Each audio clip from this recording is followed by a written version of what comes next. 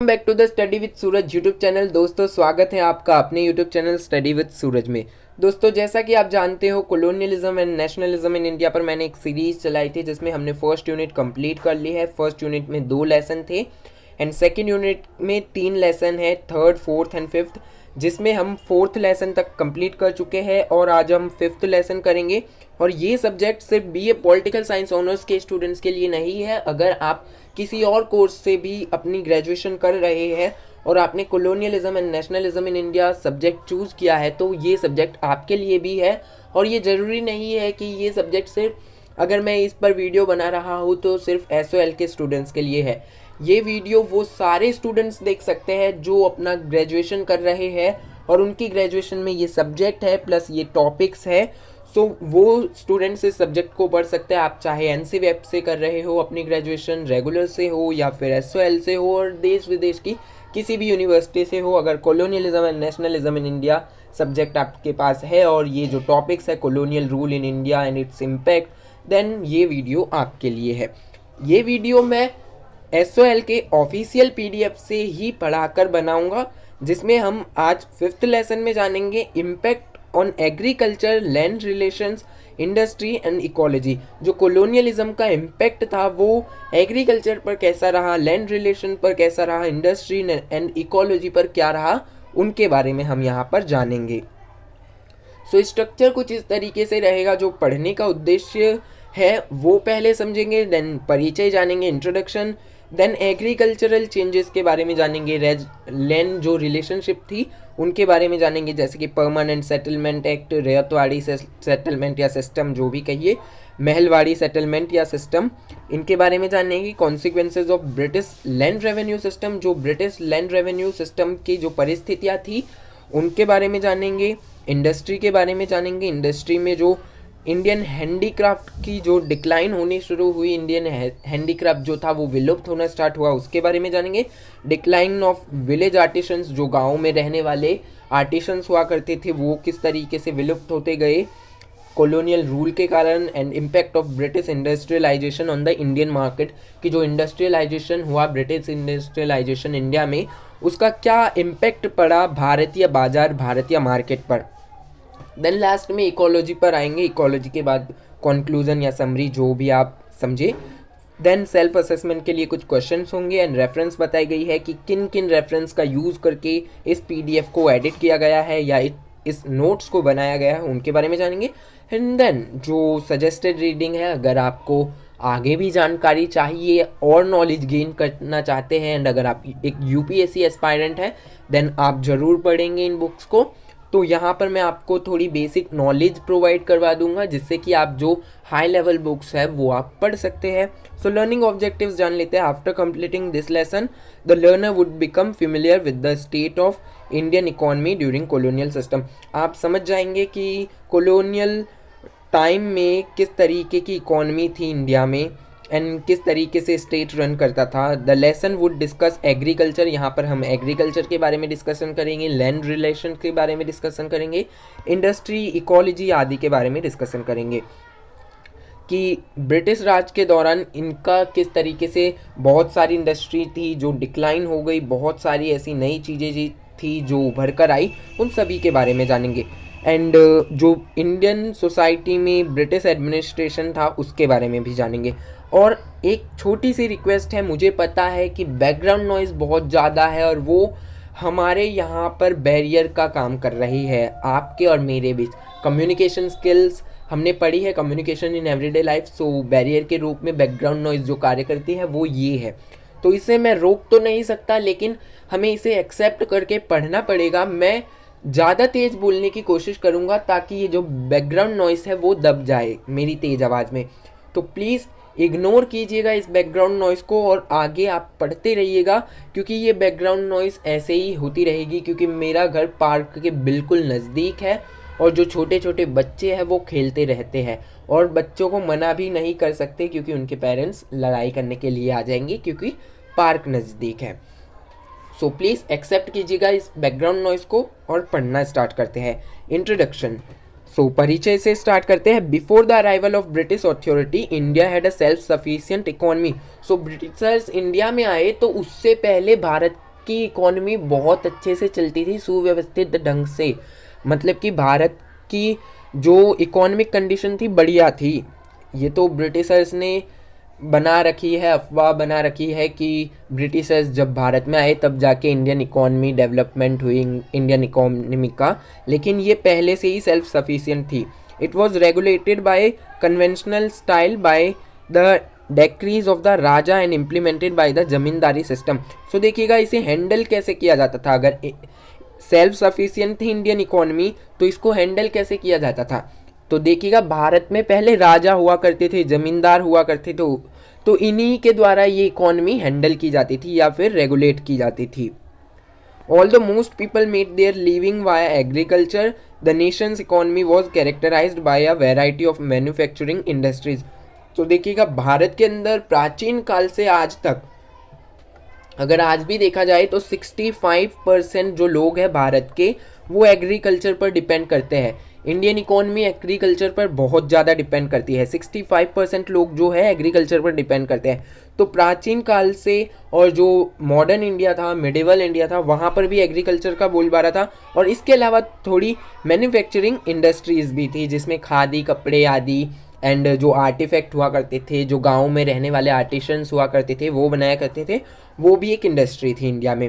India was renowned for its handicraft industries in the production of metal, precious stone and textiles made of cotton and silk among other things. So देखिएगा India बहुत famous था। बहुत famous मतलब कि जो handicraft industry थी, जो हाथों से बनाई जाने वाली चीज़ें थी, लाइक पहले बर्तन भी लकड़ी के बनाए जाते थे। अगर आप थोड़ा पीछे जाएंगे इंडिया में मिडिवल टाइम में तो वहाँ पर भी लकड़ी के बर्तन पाए जाते हैं।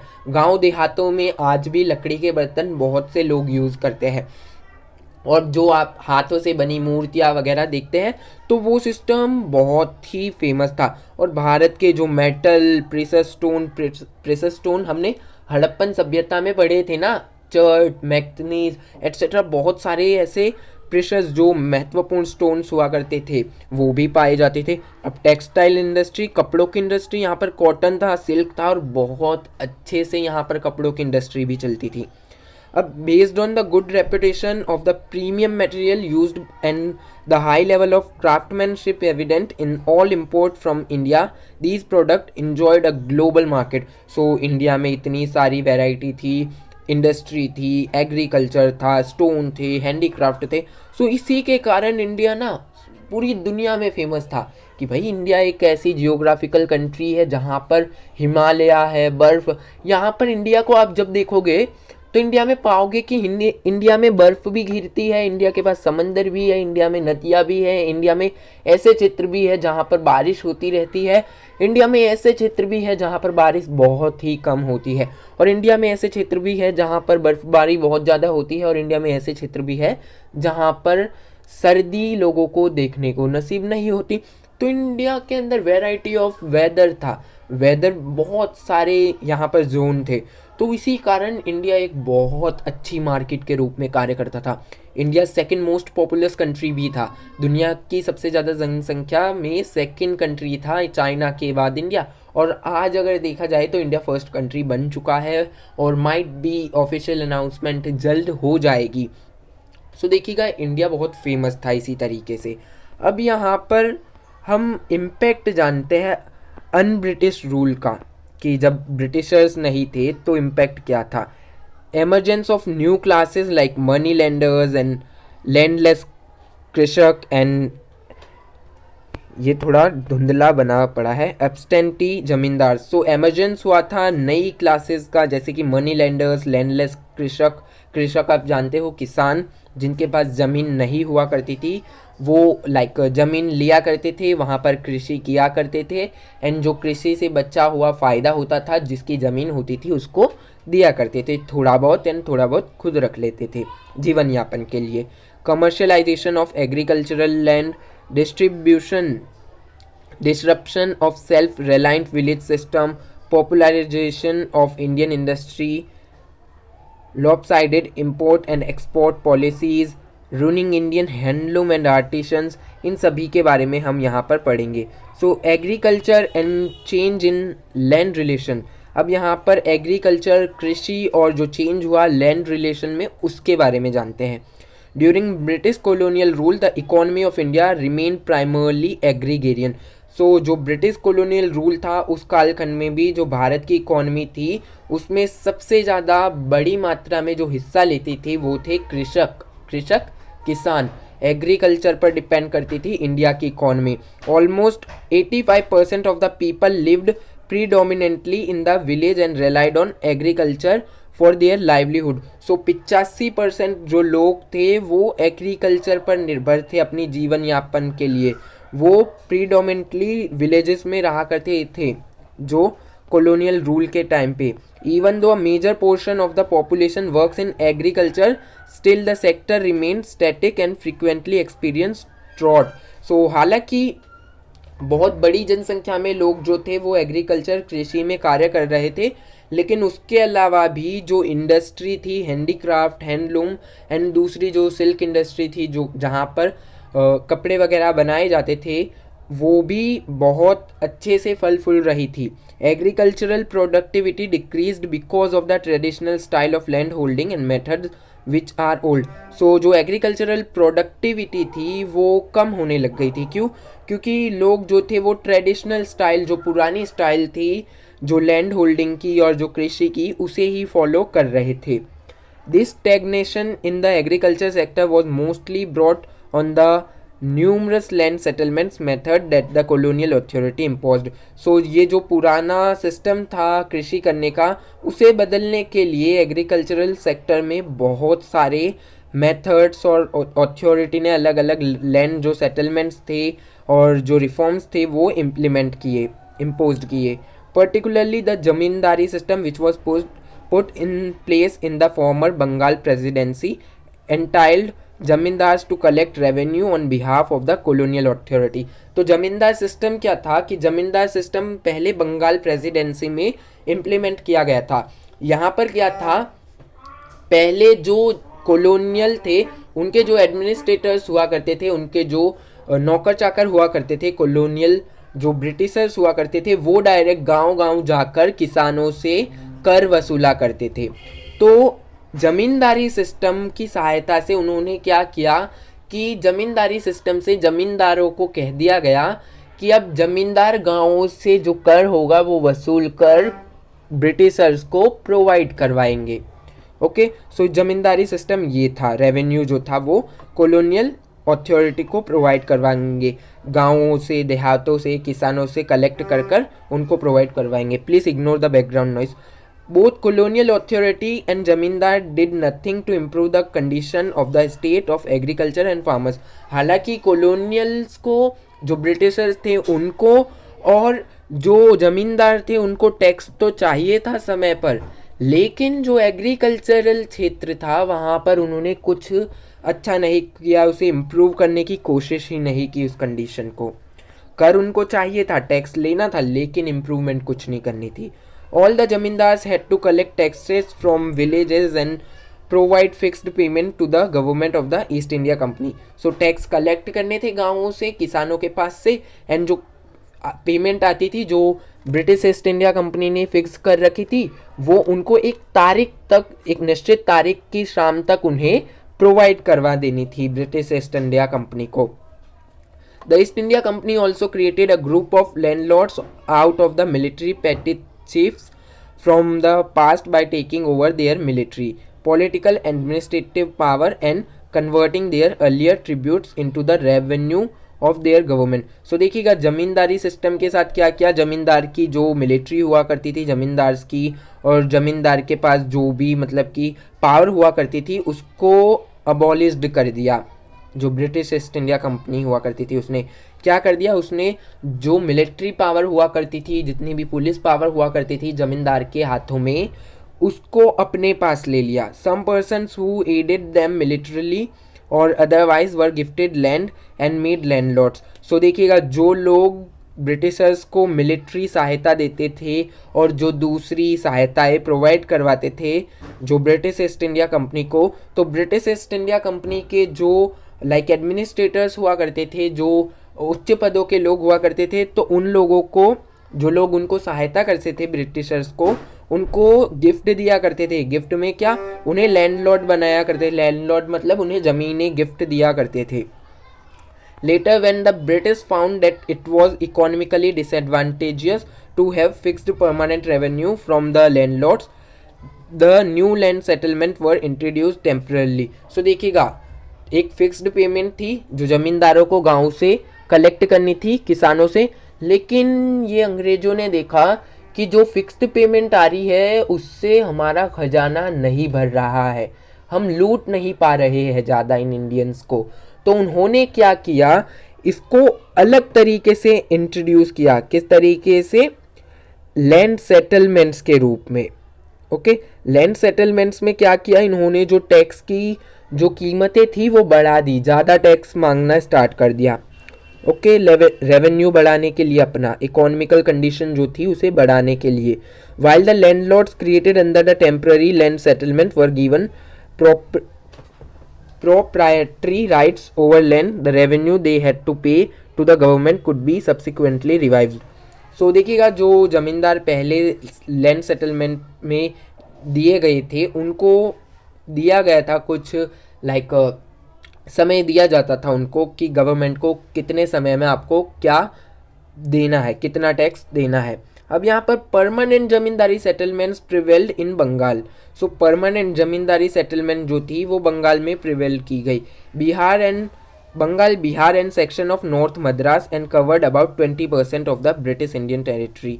सो देखिएगा, जो परमानेंट जमींदारी सेटलमेंट थी वो प्रिवेल्ड की गई Bengal, Bihar and north India के कुछ क्षेत्रों में, जिसमें मद्रास, एंड कवर किया गया 20% पार्ट जो कि ब्रिटिश इंडिया की टेरिटरी में आता था।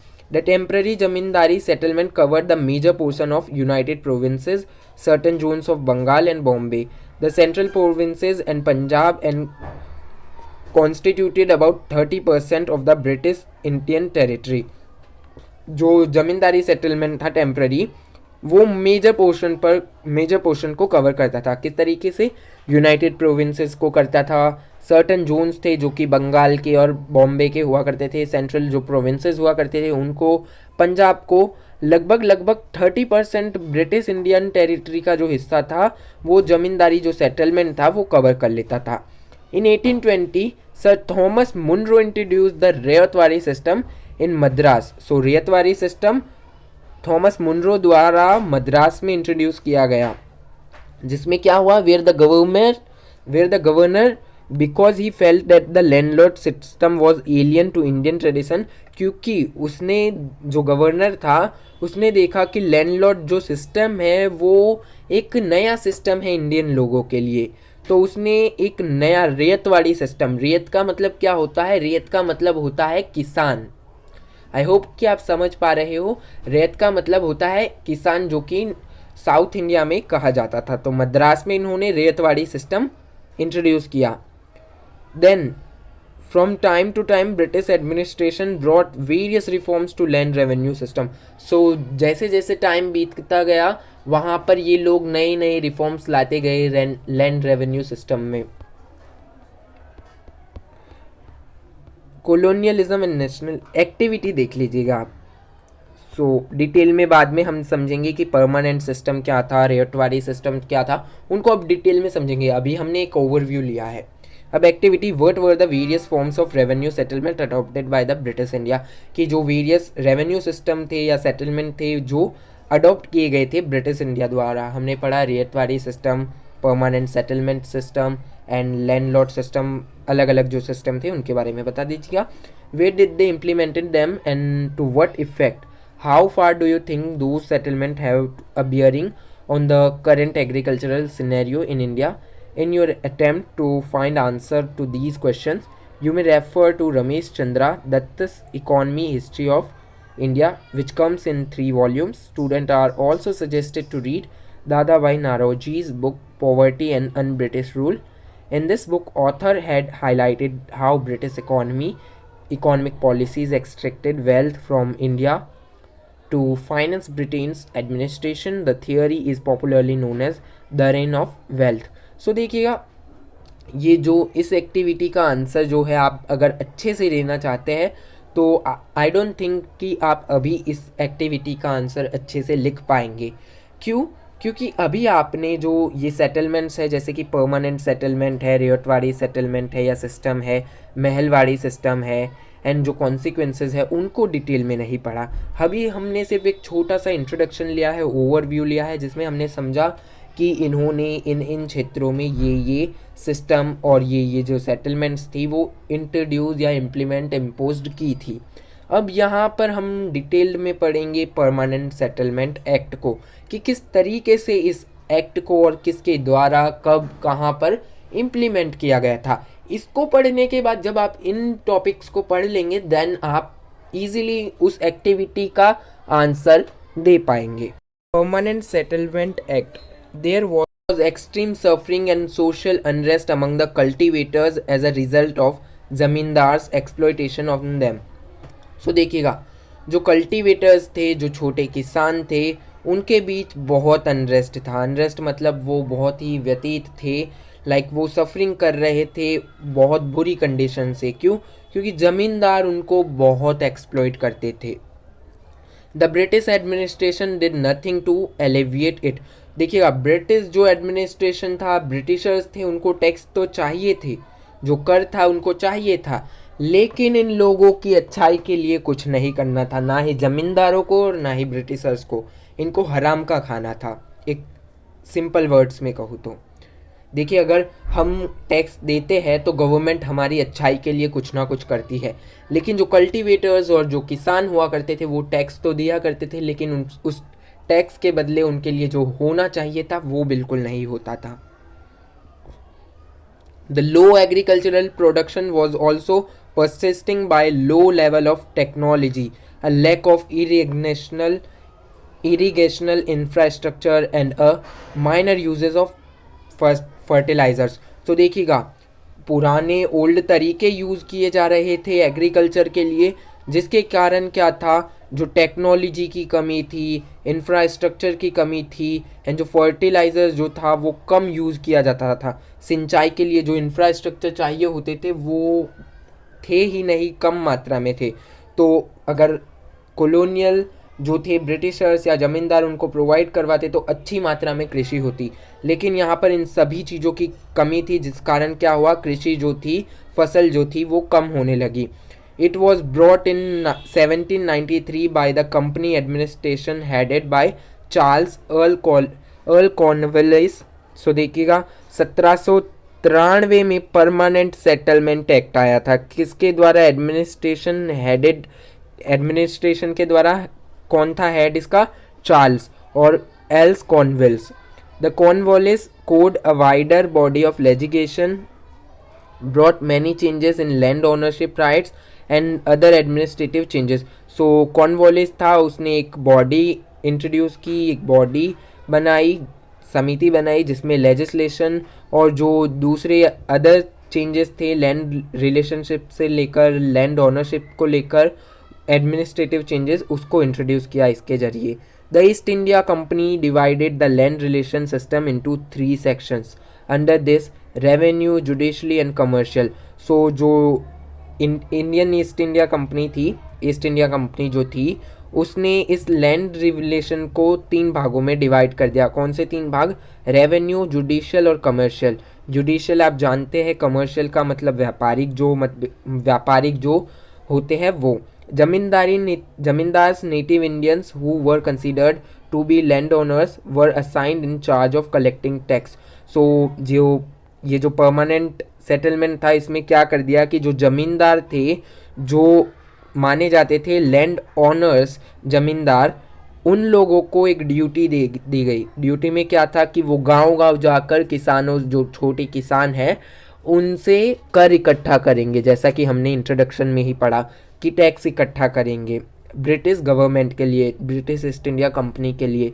This divide had given rise to an Indian landed class that was backed by British rule. So यहाँ पर एक जमींदारी सिस्टम का, जमींदारों का प्रभुत्व होने लगा, जो कि ब्रिटिश रूल की सहायता से आगे बढ़ा। लेकिन यहाँ पर जब आप डिटेल में परमानेंट सेटलमेंट को पढ़ेंगे तो ज़मींदारों के लिए बहुत तकलीफ भी थी।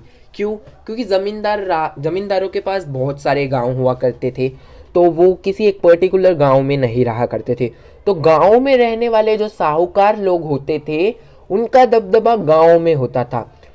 तो साहूकार लोग गांव के लोगों को भड़का कर कहा करते थे कि जमींदारों को टैक्स मत दो, और जमींदार अगर टैक्स नहीं प्रोवाइड करवा पाएगा ब्रिटिश ईस्ट इंडिया कंपनी को तो कौन फंसेगा यहाँ पर? जमींदार। तो बहुत ही दिमाग से यहाँ पर गेम खेली जाती थी। अगर आप डिटेल में पढ़ेंगे तो आप अच्छे से समझ पाएंगे। बहुत सारी बुक्स है जो लिखी गई है, और अगर आपको इसे अच्छे से पढ़ना है तो आगे जब हम पढ़ेंगे हिस्ट्री की बुक में है वो शायद 1857 की क्रांति, उस कालखंड में, या फिर 12th क्लास में जो चैप्टर है 1857 की क्रांति के ऊपर, उसे पढ़िएगा। वहाँ पर आप थोड़ी बहुत नॉलेज, बेसिक नॉलेज कवर कर पाएंगे उस एक चैप्टर को पढ़कर। कि रेतवारी सिस्टम क्या था वहाँ पर बहुत इजीली समझाया गया है। क्यों? क्योंकि वहाँ पर बेसिक लेवल पर समझाने की कोशिश की गई है, ताकि जो स्टूडेंट्स होते हैं 12th क्लास के उनको स्टोरी के रूप में बताया गया है। वहाँ पर एक स्टोरी बताई गई है बर्धमान के एक ज़मींदार जो कि बंगाल के थे, उनके बारे में बताया गया है। तो इस तरीके से वहाँ पर आप इजीली समझ पाएंगे कॉन्सेप्ट्स। देखिए, अगर आपको बेसिक कॉन्सेप्ट्स समझने हैं पॉलिटिकल साइंस के, हिस्ट्री के एंड अदर किसी भी लैंग्वेज के, तो 11th क्लास की और 12th क्लास की जो NCERTs है उन्हें पढ़ लीजिएगा। आपके जो बेसिक कॉन्सेप्ट्स हैं अच्छे से क्लियर हो जाएंगे। और अगर आपके पास टाइम है तो 6th to 12th पढ़ लीजिएगा। और अगर आप UPSC की तैयारी कर रहे हैं तो वेल एंड गुड, आपको पढ़ते ही रहना चाहिए, क्योंकि NCERT आपने पढ़ ली तो आपके लिए एग्ज़ाम, कोई भी एग्ज़ाम टफ नहीं होगा। क्यों? क्योंकि वहीं से आपका बेस बन जाएगा, वहीं से आपको पता चल जाएगा कॉलोनियलिज्म। स्टोरी की तरीके से बहुत अच्छे से समझाया गया है। पॉलिटिकल थियरी के लिए 11th क्लास की पॉलिटिकल थियरी, राजनीतिक सिद्धांत हिंदी में है, और इंग्लिश में political theory, understanding political theory, बहुत आसानी से समझ जाएंगे स्टोरी के लेवल पर। कॉन्स्टिट्यूशन नेटवर्क, अगर आपको जो constitutional value and fundamental right समझने हैं वो बुक पढ़ लीजिएगा। बुक्स बहुत सारी है, कभी एक अलग वीडियो बनाएंगे बेसिक नॉलेज के लिए। अभी ये चैप्टर पढ़ते हैं। Ryotwari system.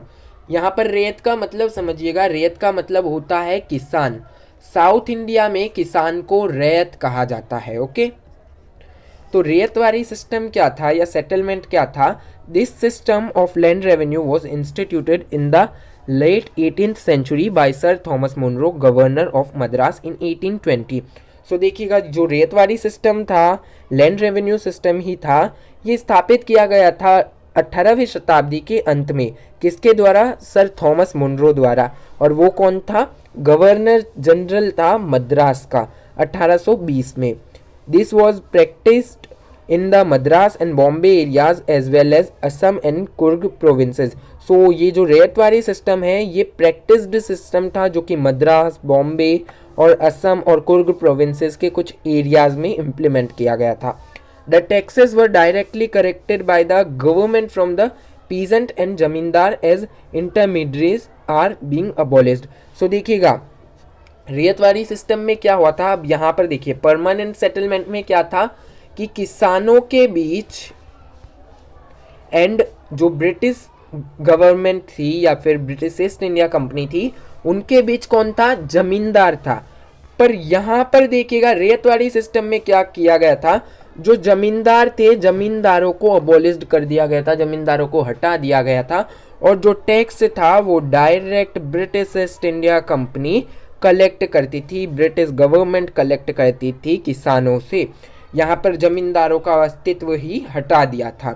In this system the peasants और cultivators were regarded as the owners of the land. So जो इस सिस्टम में क्या था, जो किसान हुआ करते थे, छोटे किसान, पीजेंट्स कहा जाता है, और जो कल्टीवेटर्स होते हैं, खेतीबाड़ी का कार्य करने वाले, उन लोगों को सीधा जमीन का मालिक कहा जाता था और उन्हीं से डायरेक्ट कर वसूला जाता था।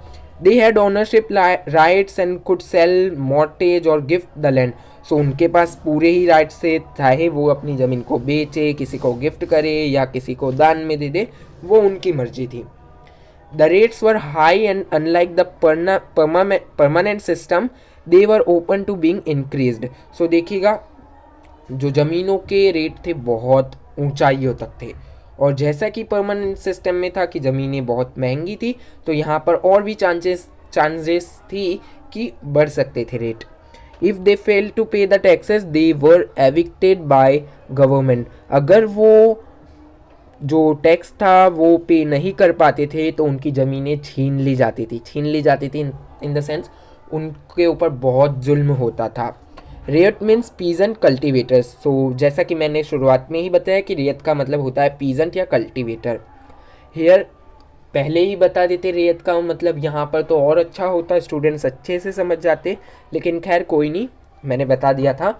Here there were no middle man as in the zamindari system, but since high taxes had to be paid only in cash, no option of paying in kind of before the British, the problem of money lenders came into the show.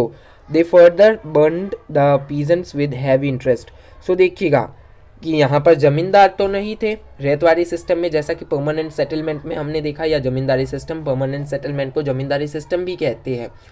सो यहाँ ryotwari system में क्या था कि जो किसान थे और British East India Company थी, इनके बीच से ज़मींदारी सिस्टम या ज़मींदारों को तो हटा दिया था, लेकिन जिसका सबसे ज़्यादा डर था वो हुआ था कि जो टैक्स था वो कैश देना था। कैश मतलब रुपयों के मामलों में, कोई गेहूं नहीं, कोई बाजरा नहीं, उसकी फॉर्म में नहीं देना था, कैश देना था। ओके, तो अब किसान ठहरे, छोटे छोटे किसान थे, उनके पास इतना सारा धन, इतना सारा कैश कहाँ से आए?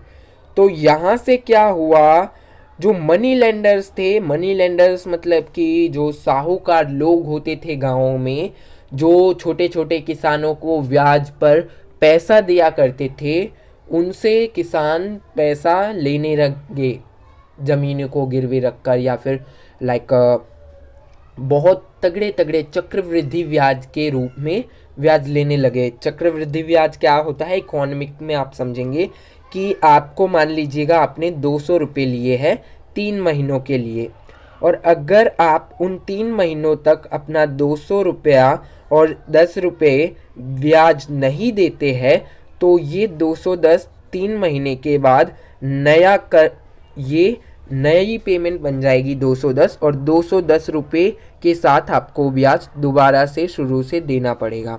चक्रवृद्धि ब्याज मतलब कि ब्याज का भी ब्याज होता है। ये चक्रवृद्धि ब्याज बहुत खतरनाक तरीका होता है ये इंटरेस्ट वसूलने का।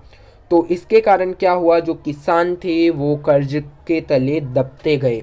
किस तरीके से इन्होंने हमारे किसानों को दबाया था उस कालखंड में अंग्रेजों ने। सो अब महलवारी सेटलमेंट के बारे में जानते हैं। The mahalwari system was introduced by Holt Mackenzie in 1822 and it was reviewed under Lord William Bentinck in 1833। So देखिएगा महलवारी सिस्टम जो था, इसमें 2 लोगों को आपको याद रखना है, या तो आप लिख लीजिएगा अभी, बेटर रहेगा। सो महलवाड़ी सिस्टम जो था वो इंट्रोड्यूस किया गया था हॉल्ट मैकेंजी द्वारा 1822 में, और इसको दोबारा से इसका रिव्यू किया गया था लॉर्ड विलियम बेंटिक द्वारा 1833 में। राइट, कितने 10 सालों बाद, 10 नहीं 11 सालों बाद। Like the ryotwari system, it was another system of land revenue system introduced in the northwest frontier, Agra, central provinces, Gangetic valley, Punjab etc. So ये सिस्टम सेम रेतवारी सिस्टम की तरह ही था, जो कि नॉर्थ इंडिया में इंट्रोड्यूस किया गया था। North India in the sense कि जो नॉर्थ वेस्ट फ्रंटियर थे, Agra, central provinces, Gangetic valley, Punjab etc. जैसे कुछ स्टेट्स में। This had elements of both the zamindari and ryotwari system. So इसमें क्या था, देखिएगा जमींदारी सिस्टम या परमानेंट सेटलमेंट सिस्टम दोनों एक ही है। तो इसमें क्या था, जमींदारी और रेतवाड़ी जो सिस्टम था उन दोनों का मिक्सचर था। रेतवाड़ी सिस्टम में क्या था कि किसान डायरेक्ट कर देते थे ब्रिटिश ईस्ट इंडिया कंपनी को। जमींदारी सिस्टम में था जमींदारों को कर दिया करते थे, टैक्स दिया करते थे किसान, एंड जमींदार जो होता था वो ब्रिटिश ईस्ट इंडिया कंपनी को। सो जमींदारी सिस्टम में बिचौलिए के रूप में कार्य करता था। लेकिन जो महलवाड़ी सिस्टम है, इसमें जमींदारी सिस्टम और रेतवाड़ी सिस्टम दोनों को ही देखा गया था। किस तरीके से, this system divided the land into mahals. So ये सिस्टम जो था इसने महल्स में डिवाइड कर दिया गया था। महल्स मतलब आगे हम पढ़ेंगे sometimes a Mahal was constituted by one और मोर विलेजेस। सो एक महल 2 से 3 विलेज या फिर उससे ज़्यादा विलेज के बीच होता था। The tax was assessed on the महल। सो जो टैक्स होता था वहाँ पर इकट्ठा किया जाता था।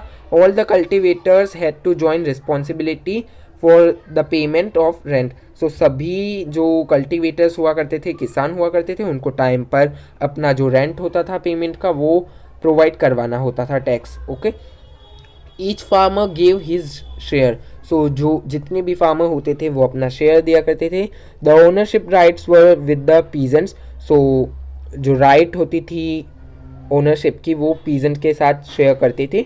Revenue was collected by the village headman और विलेज लीडर। सो यहाँ पर क्या था कि ज़मींदार नहीं थे, यहाँ पर कौन थे महलवाड़ी सिस्टम में कि जो रेवेन्यू होता था वो कौन कलेक्ट करता था, विलेज का जो हेडमैन होता था या सरपंच कह लीजिएगा आप इजी लैंग्वेज में समझने के लिए, या विलेज का जो सबसे ज़्यादा अनुभवशाली या फिर जो लीडर हुआ करता था वो कलेक्ट करता था गाँव से। एक गाँव है, उस गांव में एक लीडर होगा, वो लीडर उन गांव के किसानों से पैसे कलेक्ट करके कहाँ देगा, सीधे ब्रिटिश ईस्ट इंडिया कंपनी को। It introduced the concept of average rent for different soil classes. So यहाँ पर क्या हुआ कि अलग अलग जो मिट्टी की क्लासेस थी उनके लिए अलग अलग जो टैक्स था वो इंट्रोड्यूस किया गया यहाँ पर। The state's share of the revenue was 66% of the rental value. जो स्टेट का शेयर होता था रेवेन्यू में वो 66% होता था रेंटल वैल्यू में। The settlement was agreed upon for 13 years. So जो सेटलमेंट होती थी उस पर जो दस्तावेज पर एग्रीमेंट किया जाता था वो 30 सालों तक होती थी। This system was called the modified zamindari system because the village headman virtually became a जमींदार। इसे एक मॉडिफाइड जमींदारी रूल के रूप में देखा जाता था या सेटलमेंट के रूप में देखा जाता था। क्यों? क्योंकि यहाँ पर विलेज हेडमैन है, विलेज का जो लीडर है वही खुद जमींदार का कार्य कर रहा है, तो इसे इसलिए जमींदारी सिस्टम के रूप में दिखाया गया था कि ज़्यादा कुछ नहीं है, जमींदारी सिस्टम है। और जो जमींदार पहले बहुत बड़ा हुआ करता था उसे थोड़ा उसका कद छोटा करके उसे गांव खेलने के लिए छोड़ दिया गया है। अब यहाँ पर consequences of the British land revenue क्या थे कि जो ब्रिटिश लैंड रेवेन्यू हुए, जो हमने महलवाड़ी सिस्टम पढ़ा, रेतवाड़ी सिस्टम पढ़ा एंड जो ज़मींदारी सिस्टम परमानेंट सेटलमेंट जिसे कहते हैं वो पढ़ा। अब उनको तो इम्प्लीमेंट कर दिया गया, लोगों से कर वसूला गया, किसी में ज़मींदारों की सहायता से कर वसूला गया, किसी में विलेज हेडमैन की सहायता से और किसी में डायरेक्ट किसान से ही कर वसूला गया। लेकिन कर देते थे किसान, अंग्रेज कर लेते थे, लेकिन इसकी परिस्थितियाँ क्या थी? क्या ऐसे ही सिंपल लैंग्वेज में ये चलता रहा, ऐसी ही एक्टिविटी होती रही? अब उन परिस्थितियों के बारे में जानेंगे कि क्या हुआ। क्या किसानों ने कभी जो टैक्स था देने से मना किया? क्या कभी ब्रिटिशर्स ने टैक्स लेने से मना किया? क्या ज़मींदारों के बीच कोई मतभेद हुई थी? उन सभी चीज़ों के बारे में हम जानते हैं। ये क्वेश्चन जब उठेंगे ना तभी उनके आंसर मिलेंगे हमें। So after the intervention of the British administration, the land became a commodity. So जब ज़मीनों पर ब्रिटिश एडमिनिस्ट्रेशन ने अपना दखल देना स्टार्ट कर दिया तो ज़मीनें होती थी वो क्या हो गई? कमोडिटी। कमोडिटी का मतलब होता है ऐसी वस्तु जो बाज़ार में बेची और ख़रीदी जाती हो। आई होप कि आपको समझ आ रहा है। मैं बहुत ही ईजी लैंग्वेज में समझाने की कोशिश कर रहा हूँ, जितना इजी हो सके उतना इजी समझाने की कोशिश कर रहा हूँ। बट आपसे सिर्फ इस वीडियो को एक लाइक कर दीजिएगा एंड अगर इस चैनल को सब्सक्राइब नहीं किया है तो सब्सक्राइब कर लीजिएगा अगर आपकी इच्छा हो। कोई ज़बरदस्ती नहीं है, बाकी वीडियो देखिएगा, पढ़िएगा और एग्ज़ाम में अच्छे मार्क्स से पास होइएगा। कोई ज़बरदस्ती नहीं है कि सब्सक्राइब ही कीजिए। Okay. Earlier there was no private ownership of land in rural India. So rural India में पहले क्या था कि कोई भी प्राइवेट निजी ओनरशिप नहीं थी ज़मीनों की। रूरल इंडिया का मतलब ग्रामीण भारत। Even kings and cultivators did not consider land as their private properties. Even जो राजा और जो कल्टिवेटर्स हुआ करते थे, छोटे छोटे किसान हुआ करते थे, जो कृषक हुआ करते थे, वो भी जो ज़मीनें होती थी उन्हें अपनी प्राइवेट प्रॉपर्टी नहीं मानते थे, वो सामूहिक रूप से बांटा करते थे। मिलजुल कर रहा करता था मेरा भारत, मेरा भारत तभी तो महान है, था और रहेगा, मिलजुल कर रहा करता था। There was an existing jajmani system which was working based on barter exchange inside a self reliant village system. So देखिएगा, गाँव में क्या था कि जजमानी सिस्टम था जो काम करता था बार्टर एक्सचेंज के रूप में inside self reliant village system. Self reliant system मतलब कि खुद ही स्वनिर्भर, आत्मनिर्भर, जैसे कि हमारे प्रिय प्रधानमंत्री जी ने आत्मनिर्भर भारत के लिए जो मुहिम चलाई है, वैसे ही सिस्टम गाँव में हुआ करता था। During the Mughal period the land revenue system was introduced and distorted. So Mughal period में क्या था कि लैंड रेवेन्यू सिस्टम इंट्रोड्यूस किया गया था और डिस्टॉर्टेड किया गया था। The revenue system was been further depleted due to the exploitative nature of the British administration.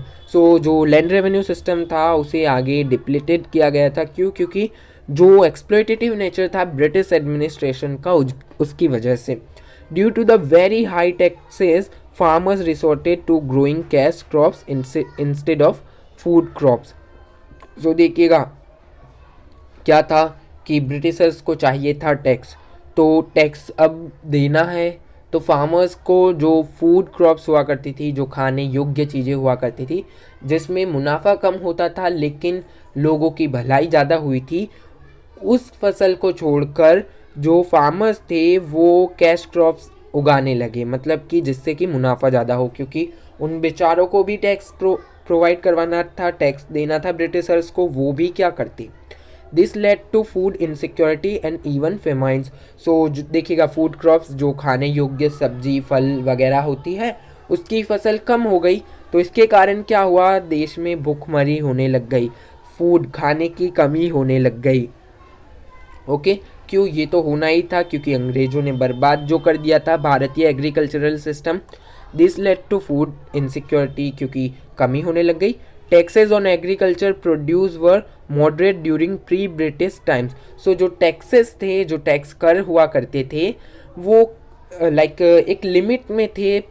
जब कॉलोनियल रूल इंडिया में आया उससे पहले, ब्रिटिशर्स जब इंडिया में आए उससे पहले, मतलब कि किसान किसानी भी कर पाते थे और इजीली अपना जो जीवन यापन थे और टैक्स जो थे वो पे कर पाते थे एंड अच्छे से रहा करते थे।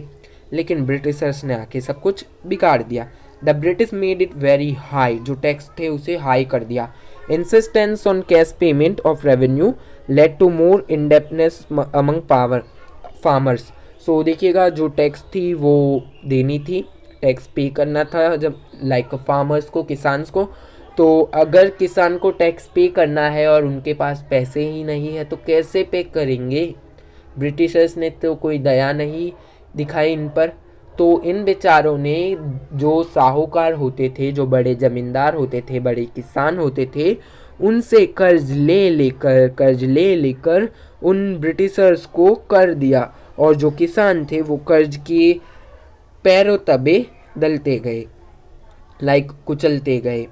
Money lenders became land owners in due course, क्योंकि मनी लेंडर्स जो थे उन्होंने किसानों को कर्ज दिया और किसान कर्ज नहीं वापस दे पा रहे थे, कर्ज के जो रुपए थे वो वापस नहीं दे पा रहे थे, तो मनी लेंडर्स जो थे वो किसानों की ज़मीनों को छीन लेते थे, फिर वो लैंड ओनर्स जमींदार बनते गए। Bounded labour arose because loans were given to farmers labourers who could not pay them back.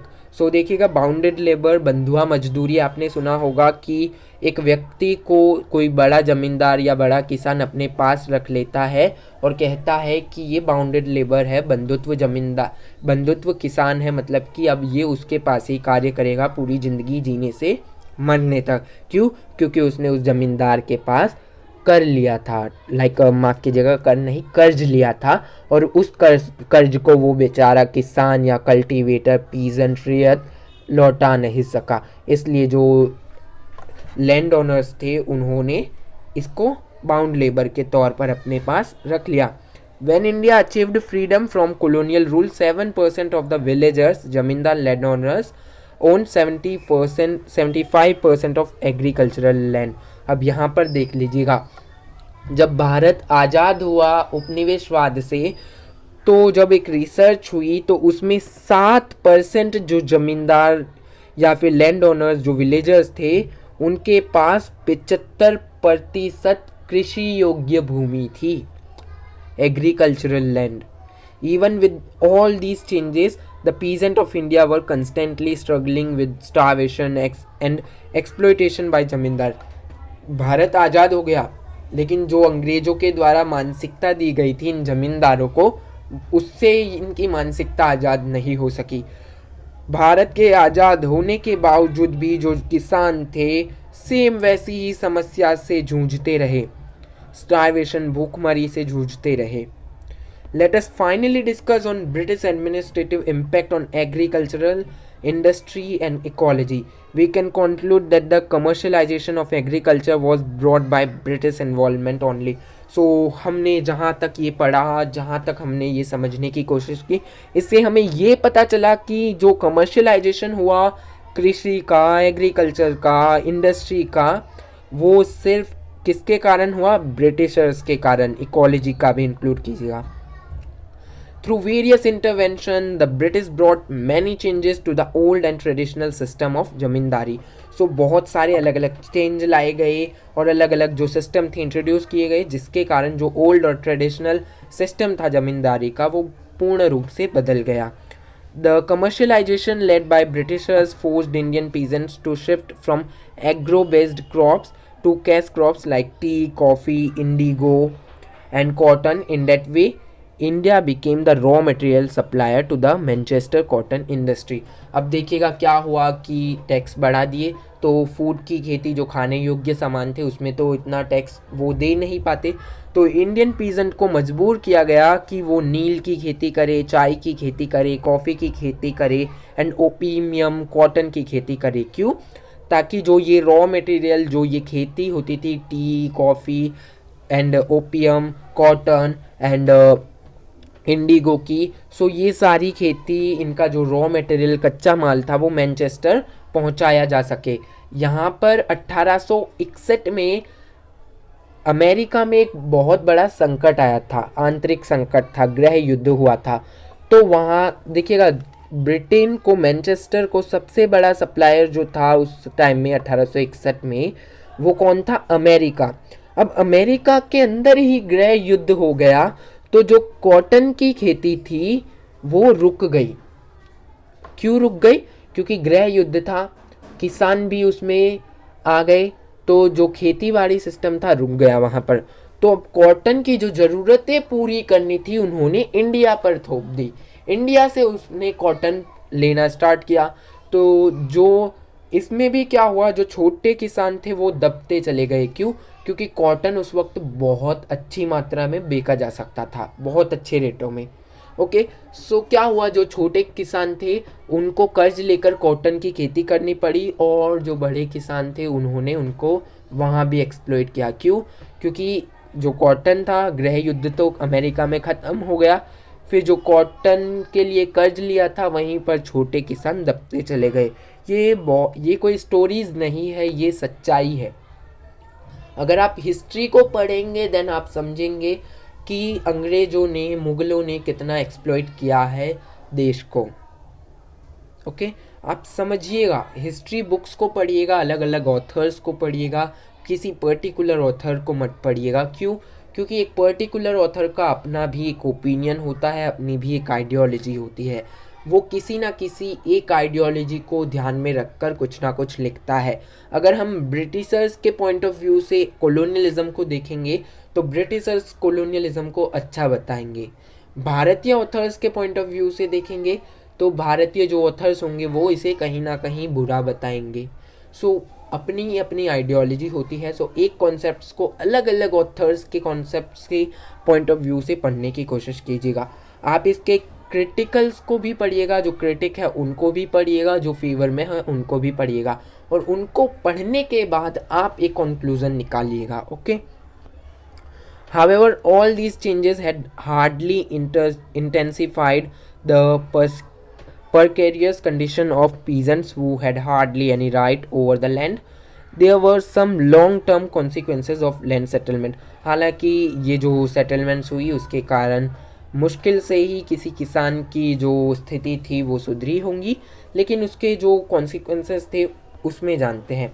Rural indebtedness, fragmentation of land holdings, the emergence of new classes in respect of rural India with moneylenders, landless, laborers, absentee landlords in the form of zamindars.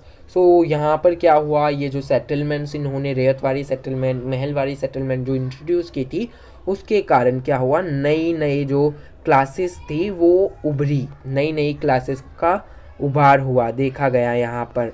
Indian historians blame the British administration that it had disrupted the million-old village systems, destroyed the social and economic fabric.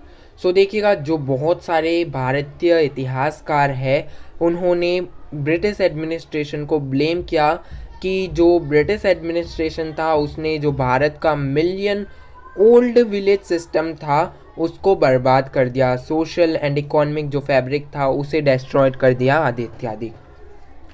Some Marxist historians like A.R. Desai and R.P. Dutt linked the changes in Indian agriculture to the world market. So जो Marxist थे उन्होंने अपनी Marxist approach को नहीं छोड़ा. A.R. Desai and R.P. Dutt जो थे उन्होंने इंडियन एग्रीकल्चर को वर्ल्ड मार्केट से जोड़कर देखा गया, जो चेंजेस थे उनको. They looked into the matter as the capitalist core Britain and India as the periphery. So इन्होंने क्या किया, जो मैटर था उसे कैपिटलिस्ट कोर के रूप में देखा, जो कि ब्रिटेन एंड इंडिया को पेरीफेरी के रूप में देखा. Supplying raw material, so India को एक ब्रिटेन ने ऐसे रूप में देखा और मार्क्सिस्ट ने ऐसे रूप में देखा कि इंडिया एक ऐसी कंट्री है जो उन्हें रॉ मटेरियल्स सप्लाई कर सकती थी. On the other hand, Gandhi looked into agricultural change by criticizing modernity and industrialization. So Gandhi ji जो थे उन्होंने जो ब्रिटिशर्स द्वारा जो सेटलमेंट्स एंड जो एग्रीकल्चरल चेंज किए गए थे उसे क्रिटिसाइज़ किया और कहा कि ये मॉडर्निटी और इंडस्ट्रियलाइजेशन के कारण जो भारतीय लोगों का एक्सप्लॉयटेशन हुआ, भारतीय संस्कृति का जो एग्रीकल्चरल पद्धति का जो एक्सप्लॉयटेशन हुआ वो बहुत बड़ी संख्या में हुआ था. The most important change which affected the agricultural sector though was the change in the system of collection of land revenue. So सबसे ज़्यादा बड़ा जो चेंज था जो एग्रीकल्चरल सेक्टर में देखा जाता है वो सिस्टम था, जो लैंड रेवेन्यू कलेक्ट करने का सिस्टम था, कलेक्शन सिस्टम था, उसने सबसे ज़्यादा तगड़ा झटका दिया था. Before the British, when the village ownership of land was recognized, the village was taken as the unit of assessment and the village community through the headman or the panchayat paid the state or the intermediary a specific portion of the annual agricultural produce as revenue. So देखिएगा, Britishers से पहले क्या होता था कि गांव के लोग जो होते थे पंचायत में या विलेज का हेडमैन जो होता है उसके द्वारा साल भर में जितना भी उनका रेवेन्यू होता था उसमें जो जितना टैक्स जिसका बनता था वो दिया करते थे. बहुत ही अच्छे से चल रहा था. This proportion may have varied under different kings of dispensations, but it was except in rare cases. The village which was the unit of assessment and the payer of revenue. So देखिएगा, ये जो system था pre British era से, मतलब कि Britishers के आने से पहले, वो अलग अलग राज्यों में अलग अलग तरीके से होता था क्योंकि वहाँ के किंग्स अलग हुआ करते थे और इन्हें अलग अलग नज़रिए से देखा जाता था. लेकिन जो यूनिट्स होती थी, असेसमेंट यूनिट्स होती थी, उन्हें रेवेन्यू पेयर के रूप में ही देखा जाता था. The British of course destroyed this system and made the individual holders of land the unit of assessment and responsible for paying revenue. So Britishers ने इस सिस्टम को एक्सप्लॉइट कर दिया और हर एक इंडिविजुअल किसान से रेवेन्यू कलेक्ट करना स्टार्ट कर दिया. Then even more debilitating than this change was the new method of calculating revenue. So ये नया मेथड था रेवेन्यू को कैलकुलेट करने के लिए. कौन सा? डेबी, ये पढ़ लीजिएगा, डेबिलिटेटिंग जो सिस्टम था वो. Villagers had previously always paid a specific portion of their annual produce as revenue and hence it varied from year to year depending on the quantum of the crop. So देखिएगा, जो villagers होते थे वो पहले ही अपना जो revenue का specific portion होता था वो पे कर देते थे, और आगे ये वेरी करता था कि कितनी फसल हुई है उसके हिसाब से रेवेन्यू दिया जाता था। But the British introduce the system of fixed money payment. So Britishers ने एक फिक्स्ड मनी पेमेंट का सिस्टम इंट्रोड्यूस किया जिसमें assessed on the size of land which was regularly due in cash respective of the annual production of the individuals holder land owners. So देखिएगा क्या हुआ कि Britishers से पहले जिसकी जितनी फसल होती थी उस हिसाब से लाइक टैक्स दिया करता था, लेकिन ब्रिटिशर्स ने एक फिक्स्ड रेवेन्यू सिस्टम इंट्रोड्यूस किया जिसमें चाहे आपकी कमाई ज़्यादा हो या कम हो आपको इतना रेवेन्यू पे करना पड़ता था।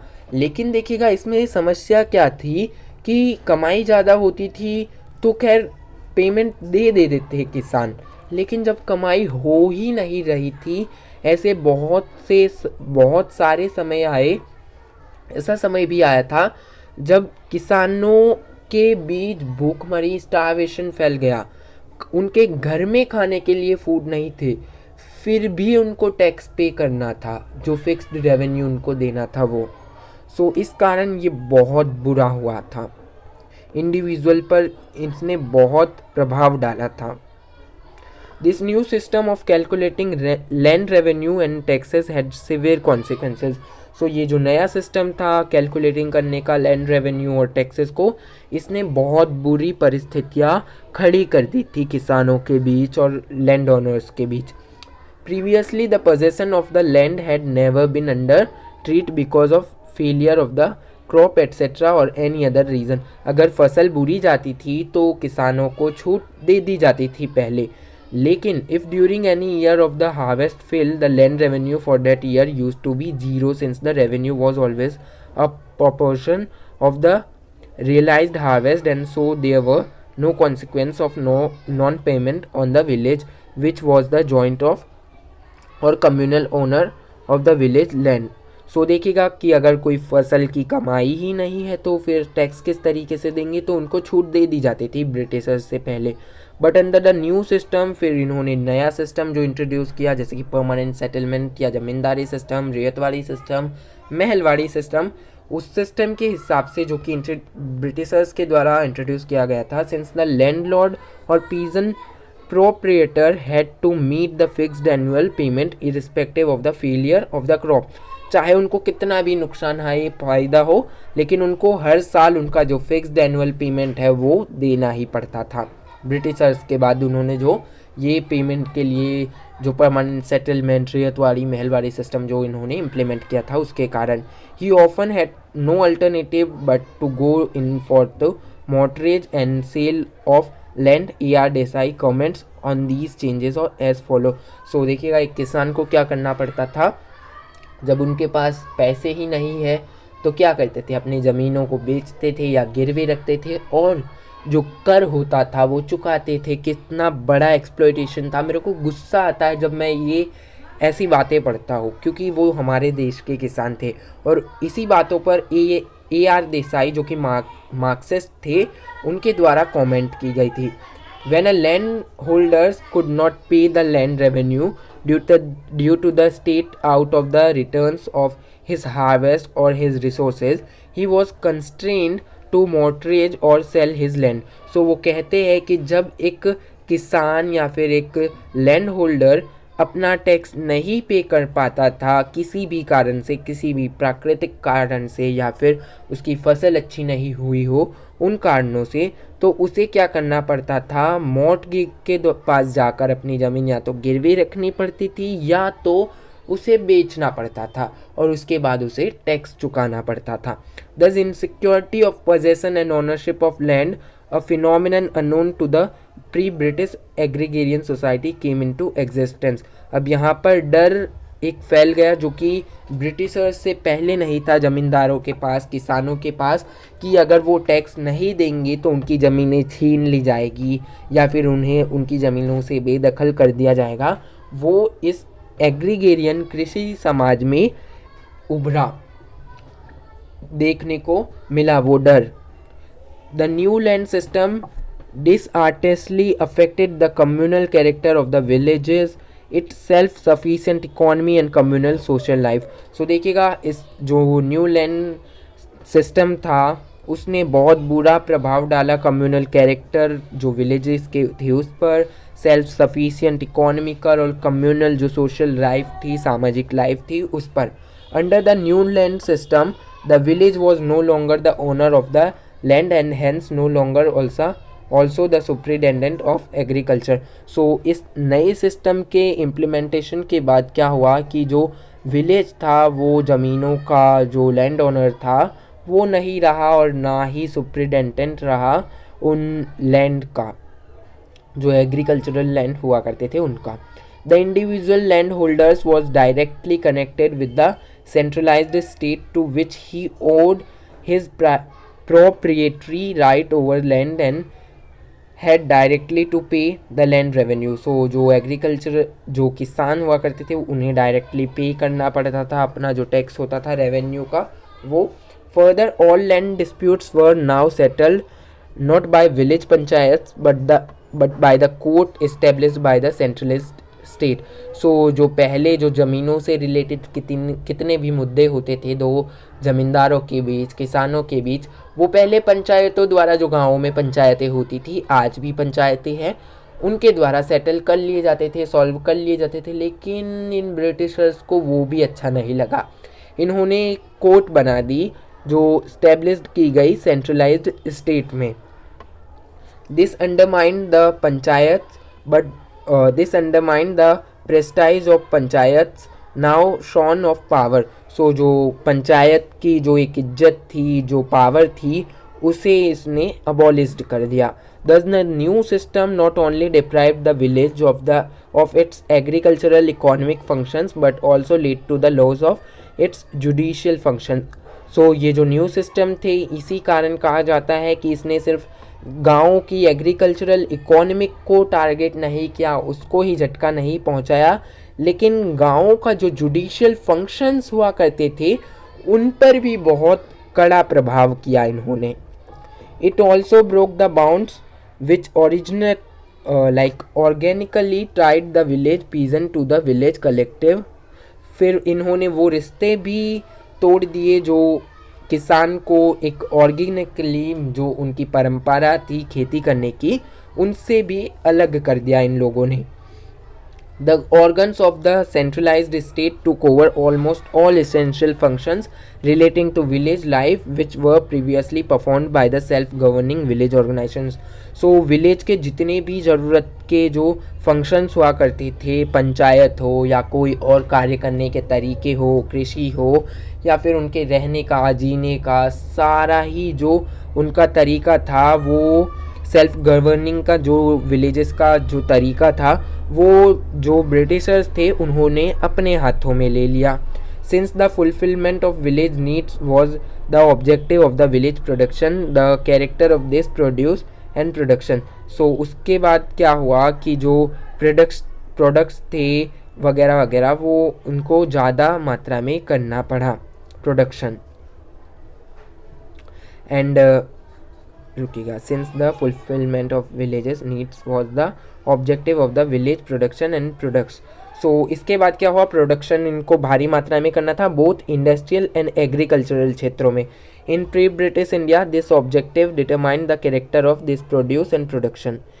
It was on this basis that the unity of the village agricultural and industry was possible and built and their balance maintain. So क्या हुआ कि इनकी जो एकता थी विलेजेस की एग्रीकल्चरल और इंडस्ट्रियल, वो एकता ही रही और इन्होंने उस बैलेंस को मेंटेन करने की पूरी कोशिश की। और देखिएगा, अगर आपको और अधिक नॉलेज चाहिए तो यहाँ पर ओल्ड जो स्टडी मटेरियल था एसओएल का वो भी पढ़ सकते हैं। और अगर आपको ये पढ़ना है तो ओल्ड जो स्टडी मटेरियल है एसओएल का वो 34 पेज नंबर में आपको ये लाइंस मिल जाएगी। One of the problems of the new system was that now the farmer and the village population was not producing anymore for self-consumption but for the market to sell product and raise cash to pay revenue and to free themselves from the clutches of the money lender into whose hands he had progressively fallen into because in bad years during crop failure or lack of rain, there was no alternative but to borrow from the money lender to pay off taxes. So अब यहाँ पर क्या हुआ कि दूसरा जो कारण था प्रॉब्लम वो ये थी कि जो विलेज पॉपुलेशन थी, जो पहले सिर्फ अपने जीवन यापन के लिए खेती करती थी ताकि वो खेती से सिर्फ अपना घर चला सके, कमाना उनका मकसद नहीं था, वो सिर्फ घर चला सके, उनको भी खेती करनी पड़ी कैश कमाने के लिए, पैसा कमाने के लिए। क्यों? ताकि वो जो उस रेवेन्यू का हिस्सा है वो ब्रिटिशर्स को पे कर सके। अगर नहीं करते तो वो जो उनके जीवन यापन के लिए जो उनके पास ज़मीन का टुकड़ा था वो भी छीना जाता। तो इसके लिए उन्होंने खेती करना स्टार्ट किया, और खेती करना स्टार्ट इसलिए किया ताकि अगर वो उस खेती को नहीं करते तो उन्हें जो मनी लेंडर्स थे, साहूकार थे, उनसे ब्याज लेना पड़ता और उनके ब्याज के तले वो दबते चले जाते, और उनको ब्याज लेना ही पड़ा। क्यों? क्योंकि कभी कभार बारिश नहीं हुई, लैक ऑफ रेन, या फिर और दूसरे जो प्राकृतिक कारण रहे, फेलियर हो गए क्रॉप में, फसलों में, उसके कारण उन्हें मनी लेंडर्स से टैक्सेस लेने पड़े, जो बहुत बड़ी समस्या के रूप में उभर कर सामने आए। So naturally this led to certain commercialization of agriculture and new crops like cotton, jute, wheat, sugarcane and oil seeds began to be cultivated, much of which could be sold because they were needed as raw material for the industries of England. So देखिएगा इसी कारण जो था कि जो जब किसान थे उनको टैक्स पे करना था, इसी कारण जो नई फसलें थी वो उगाई जाने लगी। उन नई फसलों में कौन सी फसलें आने लग गई, जैसे कि cotton, jute, wheat, sugar cane, oil seeds etcetera, जो कि रॉ मटेरियल के रूप में यूज़ की जाती थी। शुगर कैन से चीनी बनाई जाती थी, ओके, जो गन्ने की खेती थी उससे। जूट, कॉटन एट्सेट्रा जो कि यूज़ की जाने लगी और जो रॉ मटेरियल के रूप में हम बेच सकते थे किस इंडस्ट्री को? इंग्लैंड इंडस्ट्री को। AR Desai says that from the standpoint of the growth of a single national Indian or world economy, this was a step forward despite the annihilation of self-sufficient village communities and economic misery consequent on this destruction through the capitalist transformation of the Indian economy. So जो AR Desai है वो कहते हैं कि ये जो इन्होंने settlements और ये जो इन्होंने परिवर्तन लाए सेल्फ सफिशिएंट विलेज कम्युनिटीज़ पर, इकोनॉमिकल जो डिस्ट्रक्शन थोपे गए इन पर, ये सब कैपिटलाइजेशन ट्रांसफॉर्मेशन की ओर बढ़ रही थी Indian economy. It contributed towards building the material foundation, namely the economic welding together of India and India with the world for the national consolidation of the Indian people and also the international economic unification of the world.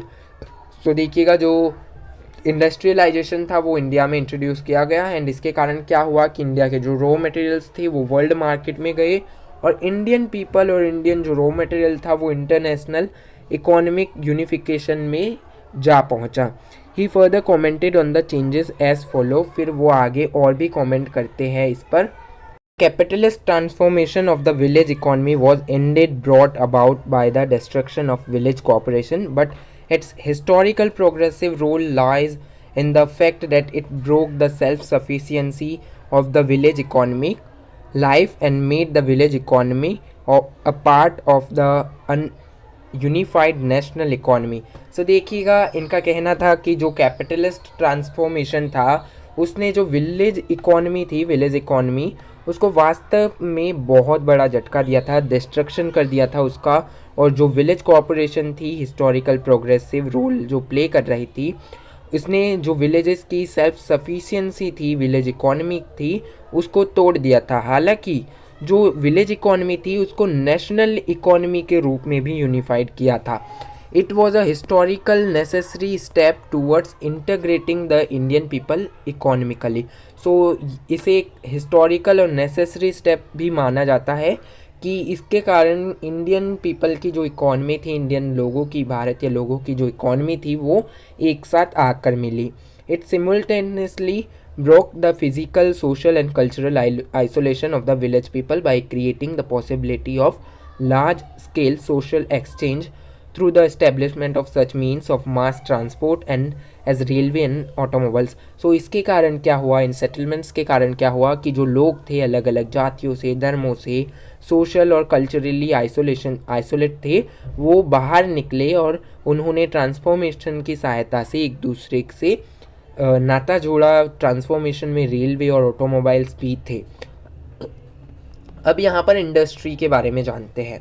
During the British era both urban industry and village artisans were in an under developed state. So British era में क्या था कि जो urban industries जो थे वहाँ पर भी और विलेज आर्टिसंस जो थे वो दोनों ही जगह पर दोनों ही आर्टिसंस अंडर डेवलप्ड स्टेट में थे। The possible intervention of British administration in agriculture and related activities and the forced import of foreign goods led to the decline of the Indian handicraft। So क्या हुआ कि जैसे ही Britishers ने agriculture पर अपना दबदबा बनाया तो उसके बाद इन्होंने जो प्रोडक्शन होता था इंडिया में उसको रोकने के लिए क्या कर दिया, जो फॉरेन से गुड्स आते थे, फॉरेन से जो सामान आता था उसको ज़्यादा मात्रा में लाना स्टार्ट कर दिया। जिससे क्या हुआ कि जो गाँव में रहने वाले आर्टिसंस थे, भारतीय इंडस्ट्री थी, वो ख़त्म होने लग गई, वो डिक्लाइन होने लग गई। The decline of the village artisan system led to the decline in production and marketing. So जैसे ही डिक्लाइन आर्टिसंस में होने लग गया जो, तो फिर प्रोडक्शन में भी डिक्लाइन और मार्केट में भी देखा जाने लगा। Let us discuss how industries are suffering due to British administrative policy. अब हम देखते हैं कि ये जो ब्रिटिश एडमिनिस्ट्रेटिव पॉलिसी थी उसके कारण किस तरीके से सफ़र किया हमारी भारतीय इंडस्ट्रीज़ ने। सो सबसे पहले हम पढ़ते हैं decline of Indian handicraft. And Indian handicraft का डिक्लाइन किस तरीके से हुआ। Another tragic economic consequence of the rise of British rule was the decline of town handicraft, which happened due to the disappearance of the native Indian royal courts, who were their chief patrons, the establishment of an alien foreign rule who were not interested in this prosperity, and caused the competition of a moral highly developed from the form of industry which British industry was। सो यहाँ पर हुआ क्यों, economic tragedy आ चुकी थी, जैसे कि agriculture पर इन्होंने अपना दबदबा बना लिया। बाद में इन्होंने क्या किया कि हैंडीक्राफ्ट जो डिक्लाइन हुआ इसलिए क्योंकि जो इंडियन इंस्टीट्यूशंस हुआ करते थे, जो दरबार हुआ करते थे भारतीय राजाओं के, उनको ख़त्म कर दिया इन लोगों ने। क्यों, अगर वो दरबार ही ख़त्म हो गए तो इंडिया का जो लोकल हैंडीक्राफ्ट सिस्टम था, जो हैंडलूम सिस्टम था, वो उन्हीं लोगों को तो प्रभावित करता था, वही लोग तो इसको खरीदते थे। अब जो ब्रिटिशर्स आए उनका जो इंटरेस्ट था वो अलग था, उनका जो पहनने का तरीका था वो अलग था, तो उन्होंने अपना जो पहनने का तरीका था उन इंडस्ट्रीज़ को यहाँ पर स्थापित किया गया, जिससे कि कंपटीशन बढ़ा तो क्या हुआ कि जो भारतीय इंडस्ट्री थी वो डिक्लाइन होने लग गई। क्यों, भारतीय इंडस्ट्रीज़ के पास संसाधन नहीं था, इंफ्रास्ट्रक्चर नहीं था, जो इंग्लैंड की इंडस्ट्रीज़ के पास था। आई होप कि आप समझ पा रहे हो। The British forced free trade on India and imposed heavy duties on Indian manufactured good in England, leading to a lopsided trading outcome. So क्या हुआ कि जो ब्रिटिशर्स थे उन्होंने फ्री ट्रेड इम्पोज्ड कर दिया इंडिया पर, और जो ड्यूटीज़ थी, जो टैक्स था इंडियन गुड्स पर, इंडियन सामान पर जो इंग्लैंड भेजा जाता था, वो बहुत ज़्यादा कर दिया। India started the export of raw products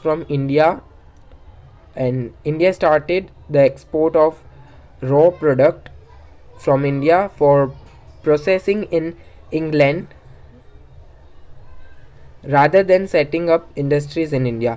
so India का जो रॉ मटेरियल हुआ करता था, कच्चा माल हुआ करता था, वो इंग्लैंड में जाया करता था, एंड इंग्लैंड से वो एक सामान बनकर, जैसे कि कॉटन है, कॉटन गया इंग्लैंड में, कच्चा माल गया इंग्लैंड में।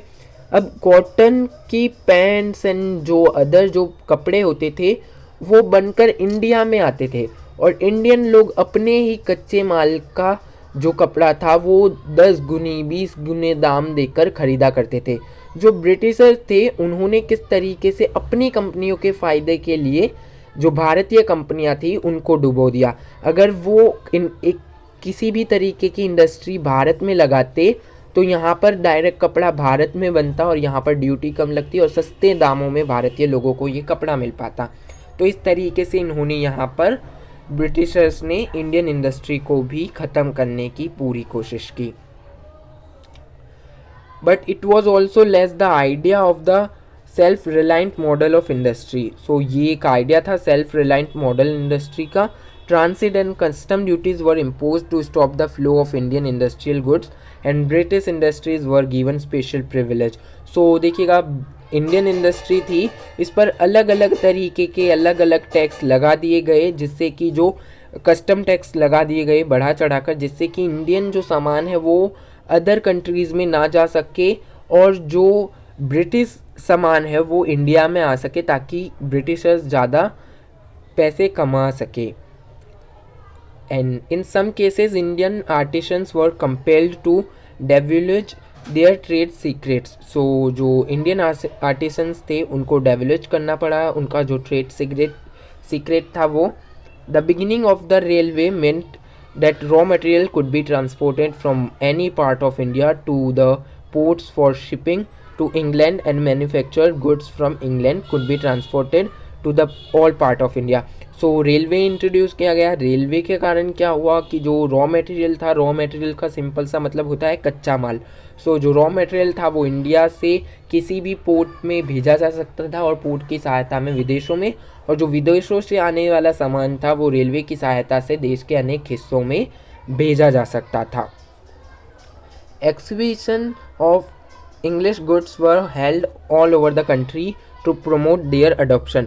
सो जो बोली थी, एग्जीबिशन था, वो होता गया इंग्लिश गुड्स का, जो ब्रिटिशर्स का सामान था उसका, ताकि वो जो इंग्लैंड से लाया गया सामान है वो प्रमोट कर पाए इंडिया के अलग अलग हिस्सों में। Also the newly educated class of Indians, mostly urban professionals, took to adopting western goods, which further dashed hopes of survival of the town handicrafts, because it meant that the royal courts and upper classes of earlier times were not replaced by the new bourgeois। So देखिएगा क्या हुआ कि जो newly educated class थी Indians की, mostly urban professional, उन्होंने जो western जो क्लॉथिंग सिस्टम था या वेस्टर्न जो प्रोफेशनल सिस्टम था वो अडॉप्ट कर लिया और वेस्टर्न कपड़े पहनने लग गए। और जो टाउन हैंडीक्राफ्ट थे इसके वजह से सोचने लगे royal court and upper class earlier times were not replaced by the, जो रॉयल क्लास थी उन्होंने तो अपने ही कपड़े पहनने स्टार्ट रखे। मैं यहाँ पर कपड़ों का एग्जांपल इसलिए दे रहा हूँ क्योंकि वो सबसे ईजी रहेगा समझने में। The destruction of the pre capitalist urban handicraft and the village artisans industry of India brought about by the force of modern industries and trade had the effect of helping in the transformation of India into a single economic whole। A.R. Desai comments। सो देखिएगा, capitalist जो pre capitalist system जो India पर थोपा गया, जिसके कारण India की जो इंडस्ट्री थी, आर्टिसंस थे, वो डिक्लाइन होने लग गए। उसमें क्या हुआ कि ब्रिटिशर्स ने इंडियन इंडस्ट्री को सपोर्ट नहीं किया बल्कि इसका विरोध किया।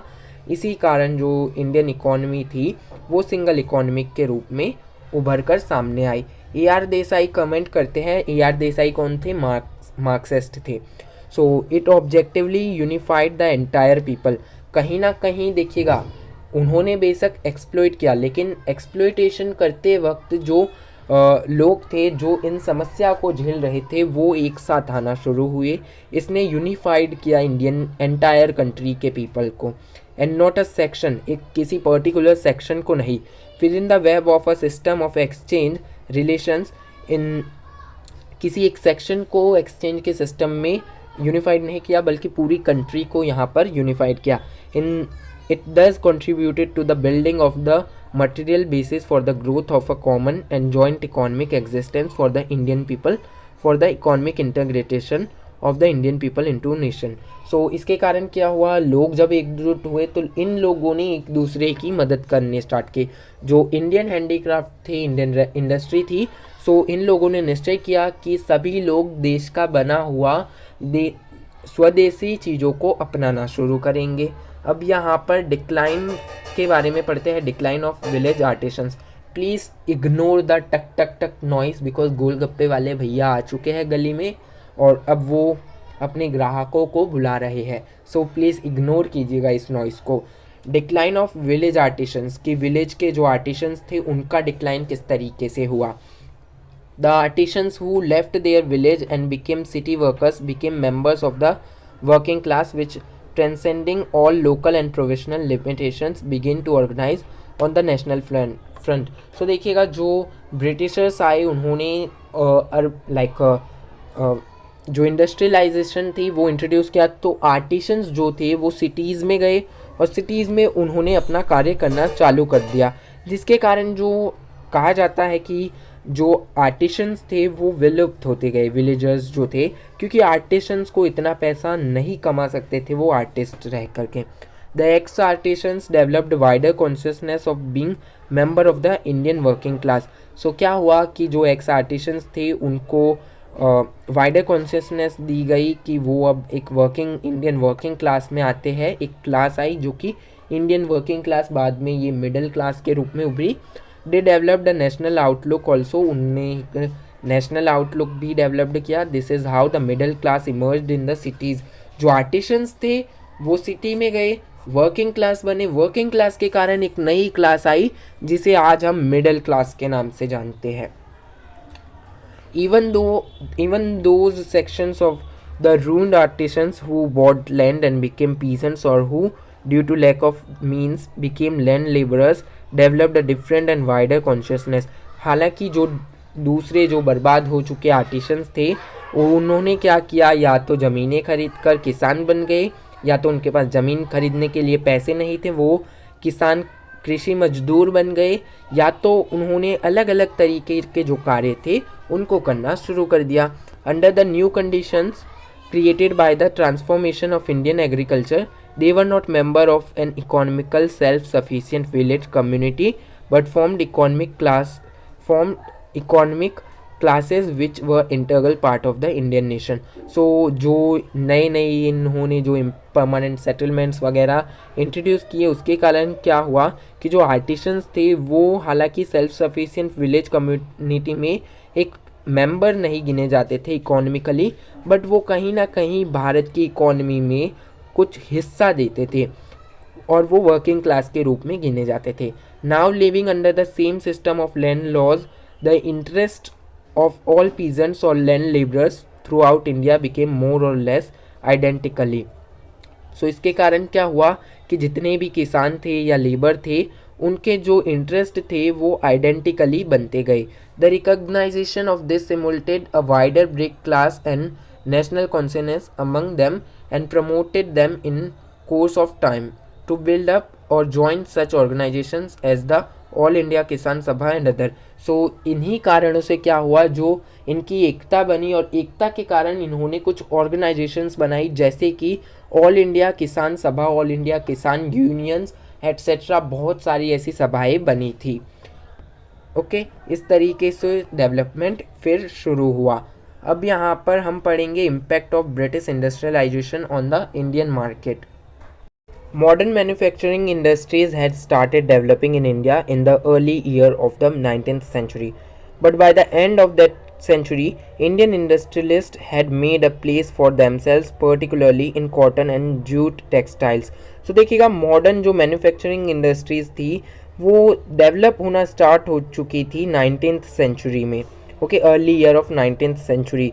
बट जो end that century, okay, in industrialist had made a place for themselves, वहाँ पर क्या हुआ कि जो इंडियन इंडस्ट्रियलिस्ट थे उन्होंने अपने लिए कुछ जगह बना ली थी। किस तरीके से, उन्होंने कॉटन और जूट टेक्सटाइल जो इंडस्ट्री थी वो यहाँ पर डेवलप करने की पूरी कोशिश की। Very soon Indian industry begin to realise now the absence of a level playing field meant that British owned groups always had an advantage. So यहाँ पर जो इंडियन इंडस्ट्रीज थी उनको लेवल प्लेइंग फील्ड नहीं मिली। यहाँ पर जो ब्रिटिश गवर्नमेंट थी वो हमेशा अपनी कंपनियों की ही साइड लेती थी, अपनी कंपनी को ही सपोर्ट करती थी। दे बिगेन टू रिसेंट दिस, फिर उन्होंने इसे रीसेंट करना स्टार्ट किया and a community of interest developed between these economic interest. फिर इस इंटरेस्ट के रूप में एक दूसरी इकोनॉमिक कम्युनिटी डेवलप हुई। Many Indian nationalist economist and politicians declared that the substantial British domination of Indian banking that was one of the most important obstacle to the rapid industrial development of India। So बहुत सारे जो nationalist थे, Indian nationalist and economist, उन्होंने कहा कि जो ये Britishers द्वारा भारत के साथ बर्ताव किया जा रहा है, भारतीय इंडस्ट्रीज़ के साथ बर्ताव किया जा रहा है, वो एक सबसे बड़ा ऑब्स्टेकल, सबसे बड़ी दीवार है भारत की रैपिड इंडस्ट्रियल डेवलपमेंट के बीच। Financing for the Indian owned industry was almost impossible compare to British owned industry and the British control banks and government policies were primarily design from the point of view of British economic interest. So देखिएगा, अगर भारत में अगर कोई भारतीय industry थी उस कालखंड में, तो उसको डेवलप करना या उसको ग्रो करना बहुत मुश्किल था। क्यों? क्योंकि ब्रिटिशर्स द्वारा जो इंडस्ट्री थी, ब्रिटिश गवर्नमेंट हमेशा उनको सपोर्ट करते थे, बैंक्स उनके कंट्रोल में थे एंड उन्हीं की भलाई के लिए ब्रिटिश इकोनॉमी के इंटरेस्ट से पॉलिसीज़ बनाई जाती थी। The Indian nationalist economist and Indian industrial interest later proposed the Bombay Plan to suggest a change of character like industrial development। सो देखिएगा, जो इंडियन इंडस्ट्रियलिस्ट थे, इकोनॉमिस्ट थे और जो नेशनलिस्ट थे, इन्होंने एक बॉम्बे प्लान इंट्रोड्यूस किया गया था। बॉम्बे प्लान क्या था? किसी भारतीय सरकार द्वारा नहीं था, ये व्यापारियों का एक संगठन था। ओके, सो एक बॉम्बे प्लान इंट्रोड्यूस किया गया था इंडियन जो इंडस्ट्रियल एरिया जो था उसको उठाने के लिए।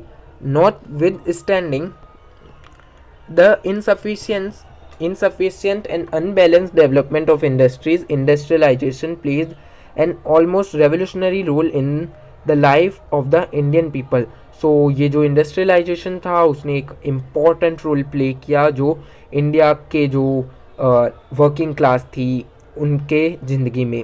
AR Desai comments, it led to the consolidation of the unified national economy. इसके कारण क्या हुआ कि यूनिफाइड नेशनल इकॉनमी हुई। AR देसाई साहब यही बताते हैं। This consolidation happened as a consequence of the introduction of capitalist economy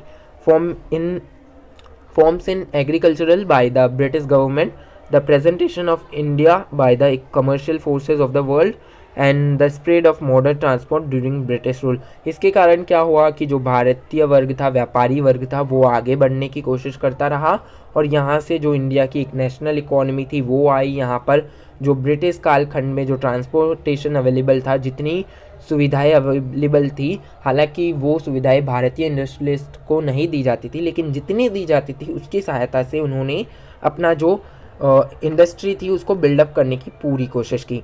he comments that industrialisation made the Indian economy more unified, cohesive and organic. वो कहते हैं कि जो इंडस्ट्रियलाइजेशन था उसने इंडियन इकोनॉमी को और ज़्यादा एकता के सूत्र में बांधा, कोहेंसिव किया और ऑर्गेनिक किया।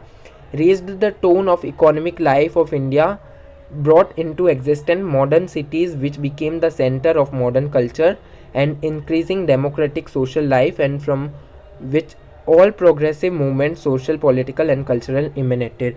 so क्या हुआ? इसके कारण लोग एकत्रित होने लगे, जो नई जो टेक्नोलॉजी थी उसको अपनाते गए और जो मॉडर्न कल्चर था वो इंक्रीज़ होता गया भारतीय लोगों के बीच और डेमोक्रेटिक सोशल लाइफ जीने का तरीका आया एंड जो प्रोग्रेसिव मूवमेंट थे सोशल, पॉलिटिकल एंड कल्चरल, वो शुरू होते हुए दिखाई दिए। He further comments as follows, the progressive social and political group in India realised that the advantage direct and indirect of industrialisation. So जो प्रोग्रेसिव सोशल और political group थे उन्होंने कहीं ना कहीं फ़ायदा देखा डायरेक्ट या इनडायरेक्ट रूप से इंडस्ट्रियलाइजेशन का। Though they differed in their views regarding the social organization of industrial and other economic forces and resources, whether they laissez-faire principle of private enterprise and unlimited individual competition or a planned national basis, capitalist or socialist, they all stood for rapid all-sided expansion of industries। सो क्या हुआ, इनको industrialisation में फ़ायदा दिखने लग गया, progressive जो social और पॉलिटिकल ग्रुप्स थे इनको, और इन्होंने कहा कि कहीं ना कहीं ये सही है देश के लिए, या फिर नेशनल बेसिस पर, कैपिटल या सोशलिस्ट बेस्ड पर, और सारे ही एक साथ आकर खड़े हो गए। While sharply divided into many issues, they put up a united demand for it. और जब सारे ही एकता के सूत्र में बन गए, फिर उन्होंने एक साथ एक आवाज़ उठाई, डिमांड की। They jointly struggle for the removal of the various handicaps of the industrial development. The demand for industrialization thus became national demand. फिर उन्होंने क्या किया, जो रुकावटें थी, जो पत्थर थे, जो बैरियर थे भारतीय इंडस्ट्रियलिस्ट के बीच में, उन्होंने सबने एक साथ मिलकर डिमांड की उनको हटाने की। फिर यहाँ से जो इंडस्ट्रियलाइजेशन बिकेम नेशनल डिमांड, इसी के कारण जो इंडस्ट्रियलाइजेशन था वो नेशनल डिमांड बन गया। Along with industrialization and almost as a part of it, there was a rapid growth in the modern means of transport. So industrialization के साथ साथ जो ट्रांसपोर्ट था इसमें भी बहुत ग्रोथ हुई मॉडर्न टाइम में, which it has to be said aided in the growth of national sentiment. जो ट्रांसपोर्टेशन में ग्रोथ हुई उसके कारण हम कह सकते हैं कि इसने कहीं ना कहीं नेशनल सेंटिमेंट को एड किया था। Railways and buses made it possible to spread progressive social and scientific idea among the people of modern means of transport, helped spread scientific and progressive literature, books, magazine, paper, which could not have been quickly distributed throughout the country otherwise. So railway और buses की सहायता से जो scientific ideas and social ideas थे वो easily फैलाए जा सकते थे, बुक्स को इजीली इधर से उधर भेजा जा सकता था, which could not have been quickly distributed throughout the country otherwise. So इस ट्रांसपोर्टेशन के बिना ये पूरी कंट्री में फैलाना नामुमकिन सा था. Also railways in particular helped in dissolving orthodox social habits regarding food, physical contact and other. So जो रेलवे के कारण एक दूसरी जो अच्छाई हुई वो ये थी कि जो ऑर्थोडॉक्स हैबिट्स थी, जैसे सोशल हैबिट्स थी, जैसे कि अछूत एंड अनटचेबिलिटी, जिसे इंग्लिश में कहते हैं कि इनके हाथों का खाना इनके साथ नहीं बैठना चाहिए. तो रेलवे में क्या किया कि रेलवे में कंपार्टमेंट होते थे, वहाँ पर सभी लोग बिना किसी जाति धर्म को देखे बिना बैठते थे. तो ये एक दूर किया.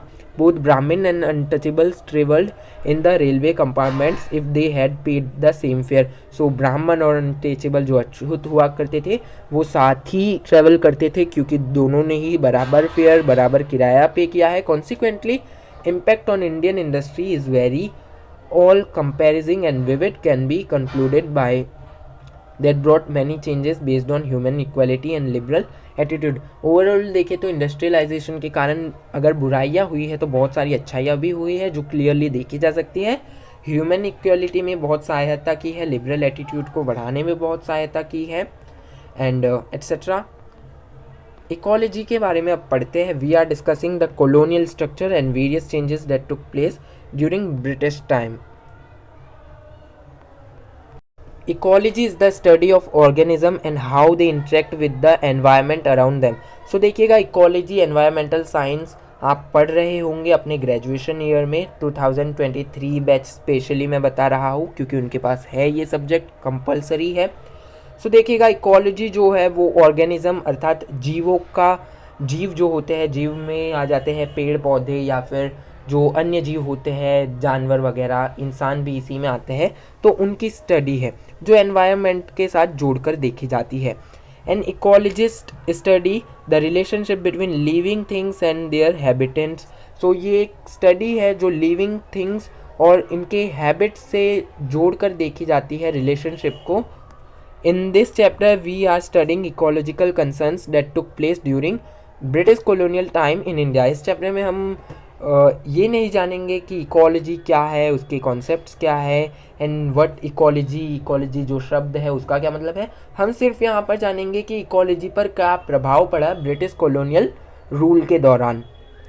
अगर आपको वो डिटेल में जानना है तो आपके पास एनवायरमेंटल साइंस है, उस बुक को ज़रूर पढ़िएगा, वो आपके एग्ज़ाम पॉइंट ऑफ व्यू से बहुत इंपॉर्टेंट है. There were many forest acts and procedures passed which empowered government to utilise them for industrial, agricultural, mining and conserving purposes. So देखिएगा, भारत के अंदर बहुत सारी जो संसाधन थे वो मौजूद थे, जो प्राकृतिक संसाधन थे, नेचुरल रिसोर्सेज थे, वो मौजूद थे। तो इंडस्ट्रियलाइजेशन के साथ जो ब्रिटिश गवर्नमेंट थी उसने बहुत सारे एक्ट पास किए, जिसमें माइनिंग, एग्रीकल्चरल, इंडस्ट्रियल और जो अदर जो लाइक एक्सप्लॉइट करना था इनको बहुत किया है इन्होंने। एनवायरनमेंट को भी, इंडियन एनवायरनमेंट को खास तौर से। The period between 17th century to the early 20th century, when most of the nations in Asia, Africa and Latin America are associated with the exploitation of natural resources like forests and farmlands.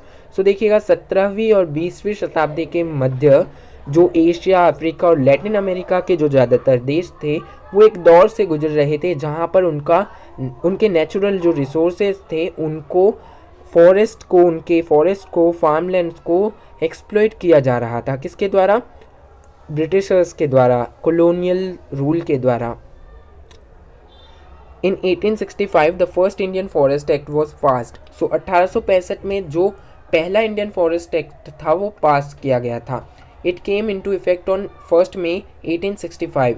इसे लागू किया गया था 1 मई 1865 को। The act empowered the government to declare any land covered with trees and government forest and to issue rules for conserving them. So government ने एक declaration पास की जिसमें कि कोई सा भी अगर फॉरेस्ट है, चाहे वो कवर हो ग्रीनरी से, ट्रीज से, तो अगर किसी इंडस्ट्रियलाइजेशन के लिए चाहे तो वो उसको यूज़ कर सकते हैं। This also led to commercialisation of forest and forest products and created a middlemanship of साहूकार और मनी लेंडर्स। सो इसके कारण क्या हुआ, जो इकोलॉजी का जो डिक्लाइन हुई या इसका जो एक्सप्लॉइटेशन हुआ उसके कारण कमर्शलाइजेशन हुआ फॉरेस्ट का, और इस कारण साहूकार और जो मनी लेंडर्स थे उनका भी उद्भव हुआ।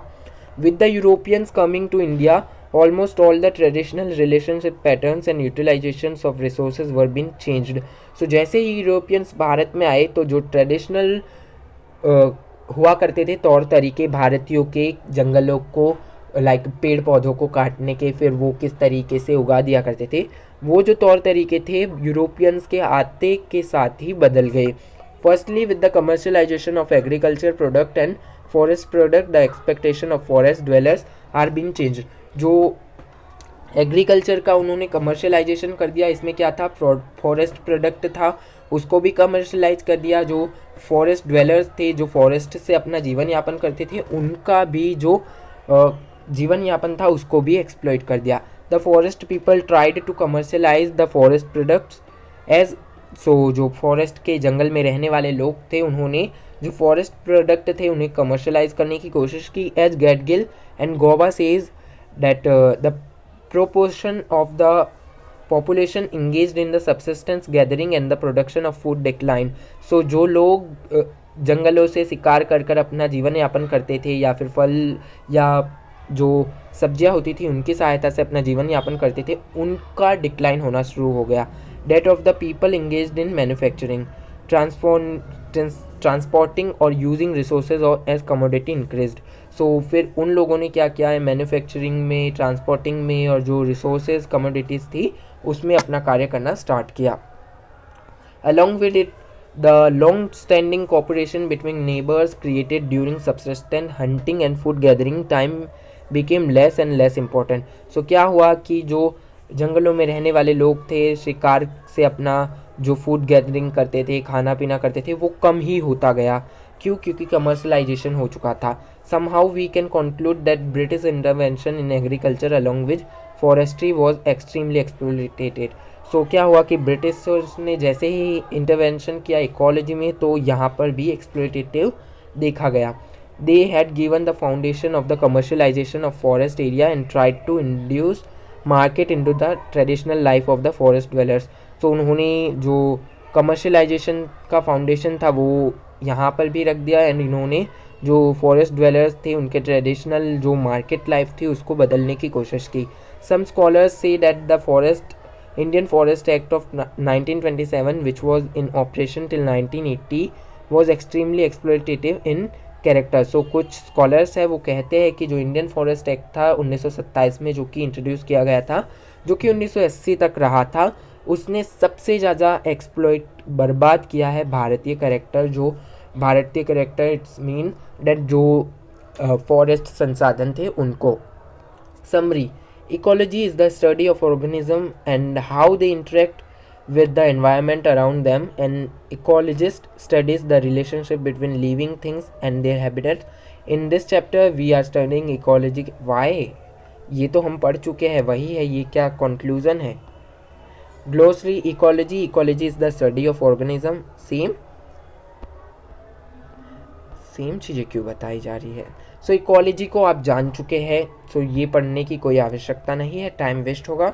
सेल्फ असेसमेंट देख लीजिएगा। Explain the status of Indian agriculture during the British time, कि ब्रिटिश टाइम में इंडियन एग्रीकल्चर का क्या रोल था एंड कैसा उनका स्टेटस था वो बताइए। Give a comprehensive explanation of India's industry and trade relation during the British era, कि इंडिया की इंडस्ट्री और ट्रेड रिलेशन में कैसा था इंडिया का स्टेटस।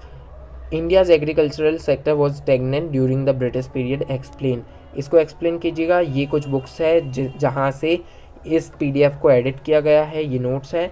सजेस्टेड रीडिंग कुछ ये है, आप पढ़ सकते हैं अगर आप चाहे तो। आज के लिए इतना ही, मिलते हैं नेक्स्ट वीडियो में जो कि 6th लेसन होगा और 3rd यूनिट होगी, जिसमें हम रिफॉर्म्स एंड रेजिस्टेंस के बारे में पढ़ेंगे, जिसमें हम 1857 की क्रांति के बारे में जानेंगे। सो अगर आपने इस वीडियो को अभी तक लाइक नहीं किया है तो लाइक कर लीजिएगा और चैनल को ज़रूर सब्सक्राइब कीजिएगा। धन्यवाद।